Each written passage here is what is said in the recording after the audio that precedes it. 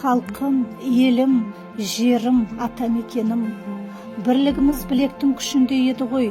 Аш-жалаңаш қайда беттеп барамыз?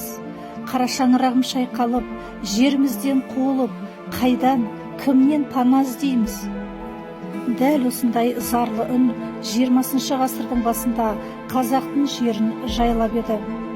Қайран қазақ елі, бүгінгі ұрпаққа айта алмаған, жеткізе алмаған жан дүниеңді діреткізетін сырға, мұңға толы тарихи парақтары қанша еді.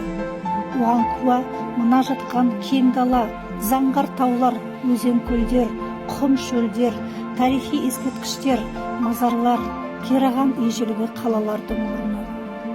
Біз бүгін басып жүрген топыраққа ғасырлар бойы ата-бабамыздың қаны тамып кеткен. Иә, қазақ халқы бұл дүниеде не көрмеді?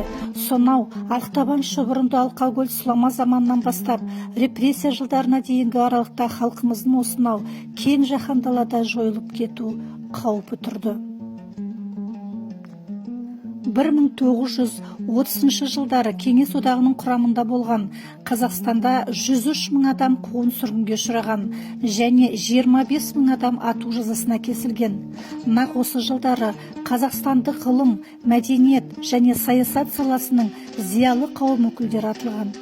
Жалпы 1930-1953 жылдар аралығында 40 миллионнан астам кеңес азаматтары репрессияға ұшыраған. Әсіресе бұл заңсыз жазалауға Кеңес одағы құрамында болған барлық халықтар мен ұлттардың бетке ұстар интеллигенция өкілдері ұшыраған. Осы кезеңде қазақтардың 40% қаза тапқан. Қаншама зобалаң жылдарды бастан кешкен қазағымның әрқайсысының айтқан зары, кешкен мұңы, жүріп өткен тар жолдары, бәрі бүгінгі ұрпақтың құлағында, жүрегінде